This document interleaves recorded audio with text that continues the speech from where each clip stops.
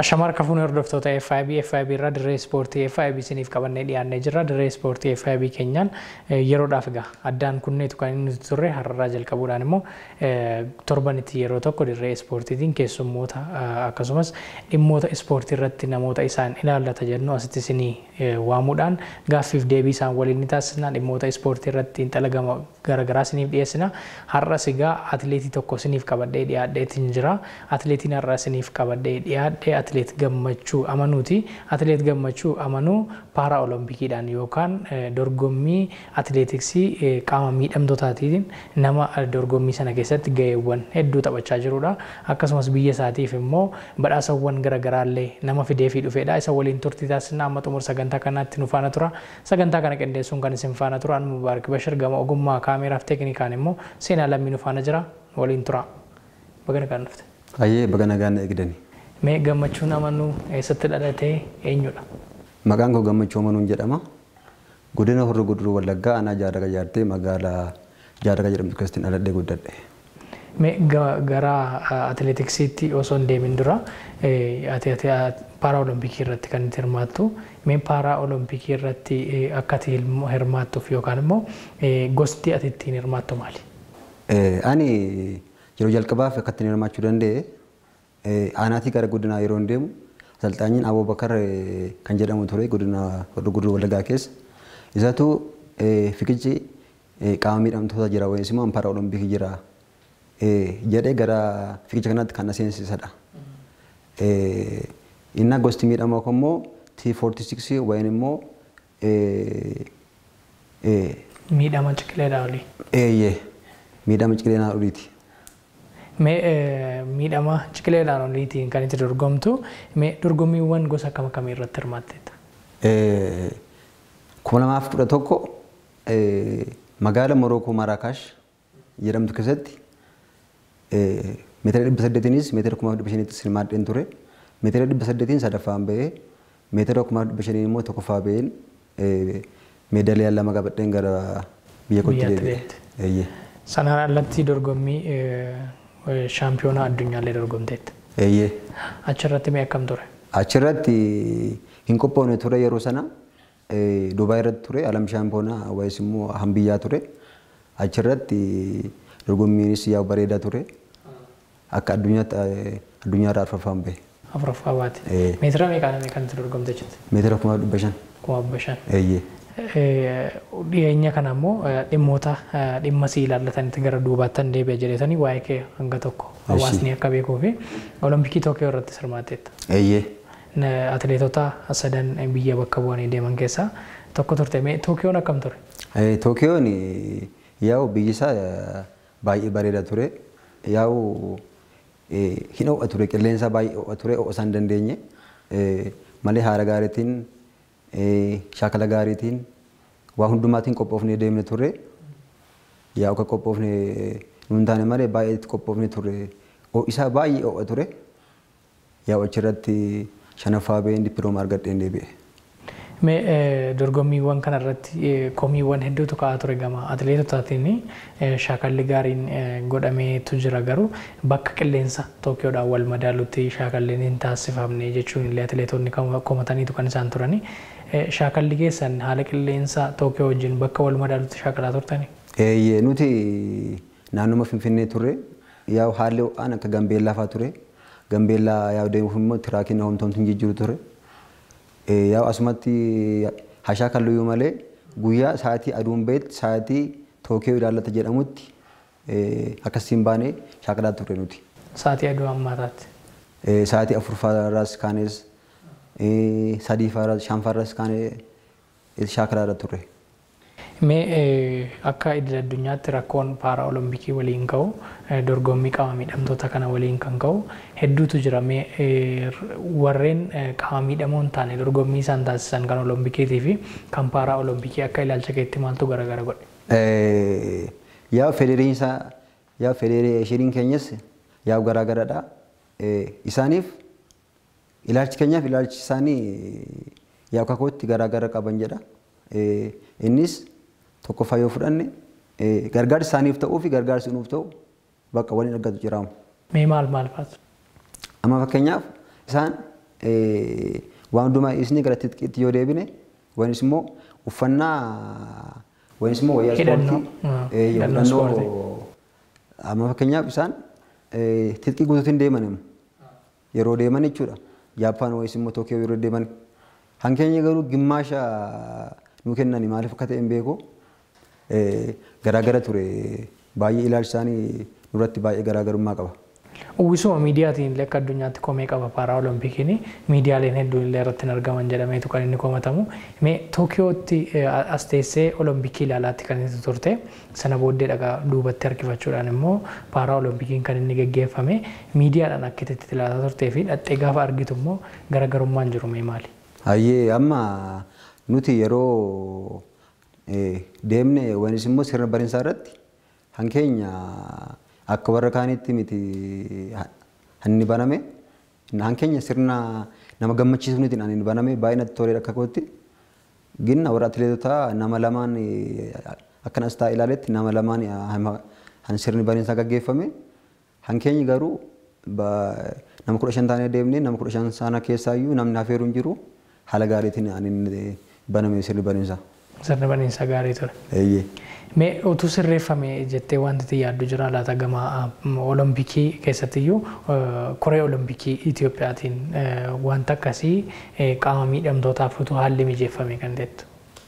Tokko hanina jedhu amma olompikii irratti nama 3 taanee deemne otoo olompikii dhufu irratti wayinis immoo Afrikaa shaampiyoonaa alam shaampiyoonaan jira fuuldura kanallee akkuma atileetonni kaan 30 40 50 taanii deemani paaraan olompikii wayinis immoo qaamni miidhamtoonni otoo akkuma isaanii baay'een deemne baay'ina keessa immoo warqiin hin dhufaa biriin hin dhufaa naasni hin dhufaa dippiloomaan illee hin dhufaa namni akkuma hammuma humna isaa waan hojjetuuf yaa akkuma isaaniitu baay'een deemne nuti warqee baay'ee finna jedhee yaada.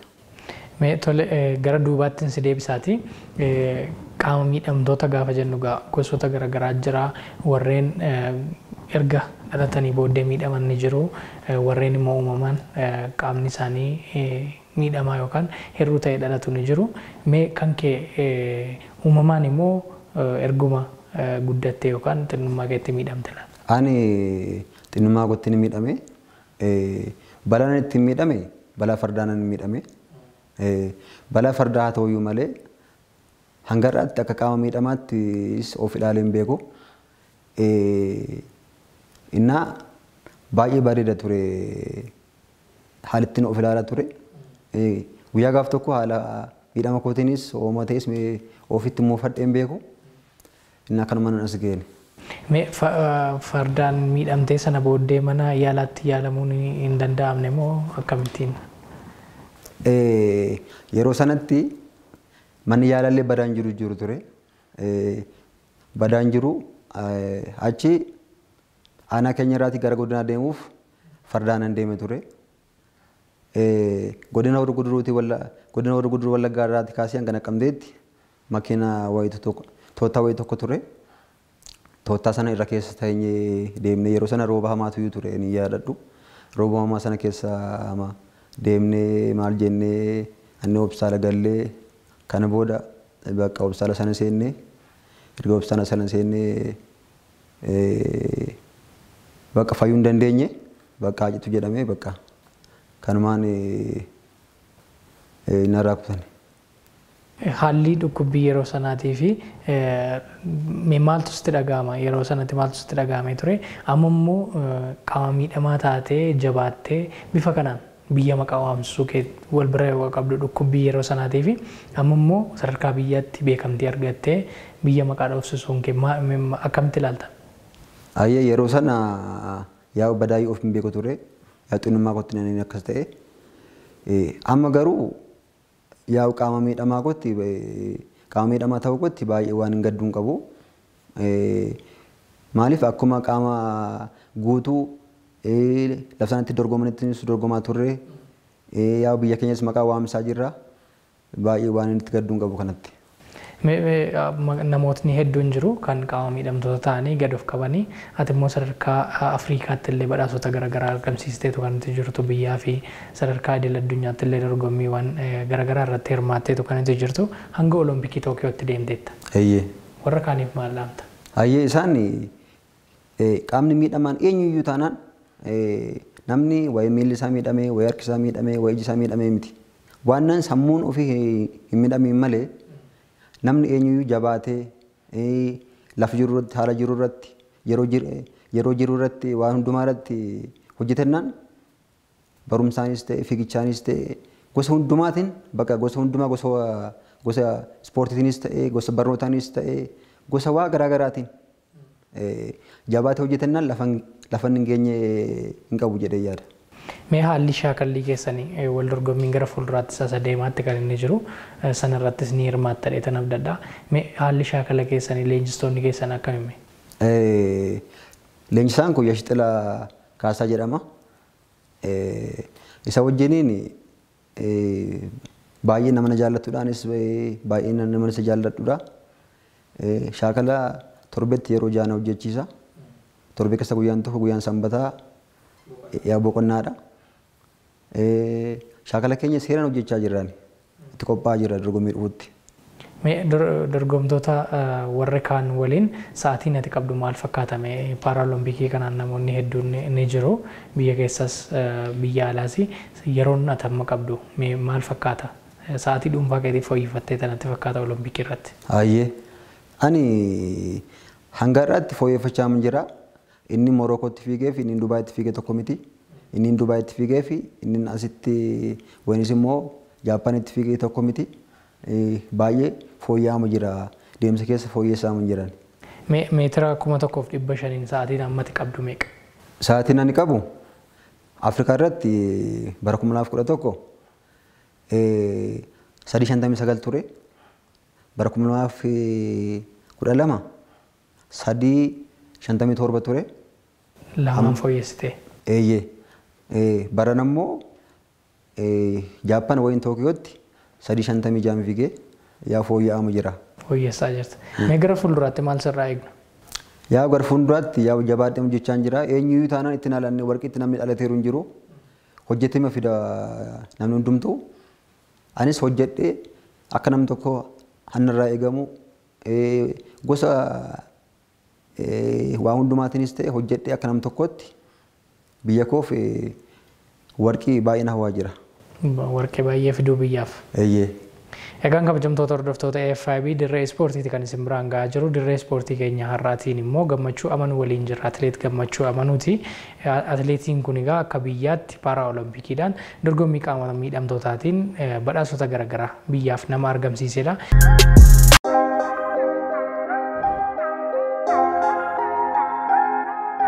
Egaan kabajamtoota hordoftoota FiB Dirree Ispoortiiti kan isin daawwachaatti jirtanii dorgommiiwwan gammachuu irratti hirmaate keessa muraasa isaa isin biraan geenyeetu kan walitti deebine ammas turtiin keenya itti fufeetu kan inni jiru gaaffiiwwan xiqqoo nuuf immoo isin biraan geenya gamme gara fuulduraatti illee warqeewwan hedduu badhaasota garaagaraa biyyaaf argamsiisuuf hawwii akka qabdu kaasteetu kan itti jirtu kanaan dura atileetonni Itoophiyaa sadarkaa idil addunyaatti maqaa gaariidha kan isaan qabanii badhaasota hedduudha kan isaan argamsiisanii yeroo kana immoo hanga tokko maqaan sun gadi bu'eetu kan inni jiru dorgomtoonni bifa duriitiin dorgomaa jiran jechuunis komiinni ka'a maal argiteeti maaltu hanqate laata? Achirratti waliigaltee waan jiru natti hin fakkaatu maaliif atileetonni waan numa fixatanii boolee gaanii deebanii eerpoortii gaanii deebanis jiru natti fakkaata akkan ilaaletti innaa kun ifaatti fooyya'een jedha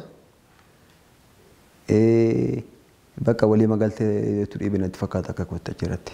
Waliigalteen kun maal irratti atileetota gidduutti moo hooggantoota gidduutti? Hooggantoota gidduutti. Malee atileetiin yaa hundi wal jaallataa waliin hojjetaa waliin tattaafataa tabba waliin bu'aa waa hundumaa bakka waliin dafqa waan ta'eef atileetii irratti badaa komiin jiru natti hin fakkaatu. Shaakala keessa yeroo geggeessitanitti rakkoowwan jiru laata? haala nyaataanis wal qabatee akkuma sila kaaste hidhannoodhaan illee wal qabatee yeroo gara Tookiyootti deemtan hanqinni ni jira naan jetteetu kan itti jirtu. As shaakala irratti hidhannoo gaariidhaaf nyaata gaarii ni argattu. Ayyee asitti Itoophiyaan Ispoortii Akaadaamiidha anneen jiru. Yaa'u haala isaan irra jiran yaa'u bareedaadha. Yaa'u nyaanni illee jira, titqiin illee uffannaan illee jira. Kun akka sanaa miti kun. Akka hambeerawii bineetu hin taane inni kun ibsuun waliin argatu. Inni kun haala bareedaatiin jaakalchisaa jira bareedaadha kun.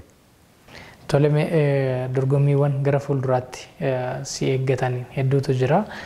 Mee hojiin atammoo hojjechaa jirtuu fi wal dorgommii si fuulduratti jiru immoo qabxii akkamiin galmeessattee yaadda?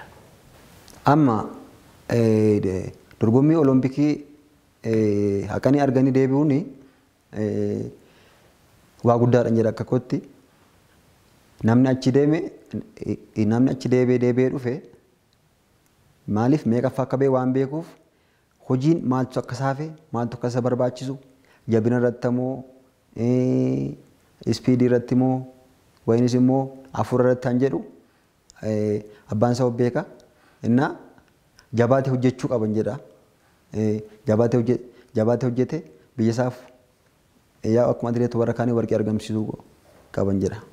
Mee atileetonni paara olompikii biyyoota kan biraa argiteetu kan itti jirtu yeroo Tookiyoo deemtetti haala qabiinsa isaanii illee ni taajjabda jedheetan yaada.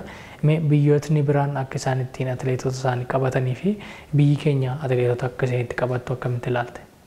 Amma dhugaa dubbachuu fi biyyi keessii fi biyya alaa inni ciraamsa waliin argatu. Maaliif akkuma maqaan isaa biyya alaaf biyya keessaa jedhame sirriidha.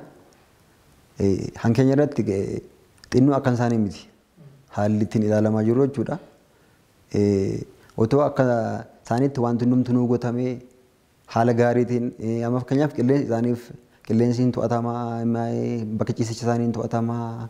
Bakka haalota garaa garaatiinidha kan isaanii qilleensa wajjin addaatti wal godhan. Innaas immoo hin jiru waan akkasii. Otoo waan hundumaatiin bakka waa hundumaatiin xinnoo guutamee otoo akka isaanitti hojjenne maaliif eenyuu hin qabu bakka garaa keenya ga'uu dandeenya. Yaa ammas yaa kun nu hanga nuttan kaakee nuttan qatee jennee taa'uunis immoo rafootu hin taane haala qabnuun nyaannees taane uffannees taane haala dandeetti qabnuutiin hojjennee lafa namni qabu qabnan jedha. Toleme gara fuulduraatti kaayyoowwan hedduudha kan itti qabdu. Dorgommii paara olompikii keessaa kan baay'ee ija addunyaa sodaadhaan yookaan itti dhiphatu tokko paara olompikii irratti mudannoowwan garaagaraatu nama mudata. Mee maaltu si mudate bakka dorgommiittis haa ta'u bakka shaakalaatti wanti itti yaadan hin ranfanne? Yaa'u paara olompikii irratti fakkeenya ijoollee tokko yeroo argu biyyuma keessatti qaama miidhamuma isaaniitti baay'ee hin qaana'u. Wanis immoo ofitti qaanfatu. Innaa kun immoo aadaa boodatti faadha. Maaliif kana namatu hannamaa kennu nama miti, hannamarraa fudhatus nama miti. Maaliif balaa akka tasaatiin namatti dhufeetiin wayiin qaanfachuu wayiin sodaatamuun hin ta'u. Fakkeenyaaf waan akkasitti aadaan qabu bakka akkam barbaadetti paakaatoonis ta'e waan barbaadeen akkam barbaadetti hin fiigan. Ijoolleen gin baay'ee itti qaana'u. Innaa kun fa'aa otoo hafi jedheen ijoolleef dabarsa sumarraan. Tole mudannoon addaa si mudateera laata yeroo hedduu amma dorgomtoonni keessattuu qaama miidhamtoonni gama miillaatiin jiru kufaatiidhaan hin argina paaraolompikii irratti yeroo isaan kufanii waan akka malee nama rifaasisu hedduutu argama. Mudannoon akka sanaa si mudatee beeka? Mudannoo ammarraatti hin argine yaa kufee soomas ta'ee sin beeku. Maaliif duras ijoollummaa maqarraatti kaasetti gara teekwaandoo irra ture. Teekwaandoo otumaan jiru immoo utaalcha lafarraas kanas yaalaman ture. Dorgommii masaayyuu galeen ture. Innaa achirrattis bareeda ture. Ijoollummaa maatiin ispoortii keessa waan hin tureef waa tokko karaa kanaa mudannoon na mudate hin beekun.